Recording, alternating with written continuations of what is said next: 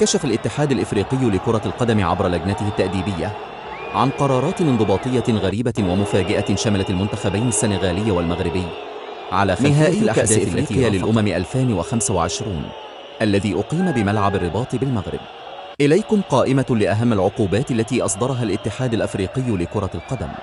العقوبات في حق السنغال شملت إيقاف مدرب المنتخب السنغالي بابونا ثياو لمدة 5 مباريات مع غرامة مالية قدرها 100,000 دولار، توقيف اللاعبين إليمان دياي وإسماعيل سار لمباراتين لكل واحد، تسليط غرامة مالية على الاتحاد السنغالي بلغ 915,000 دولار بسبب تصرفات اللاعبين والطاقم الفني والجماهير.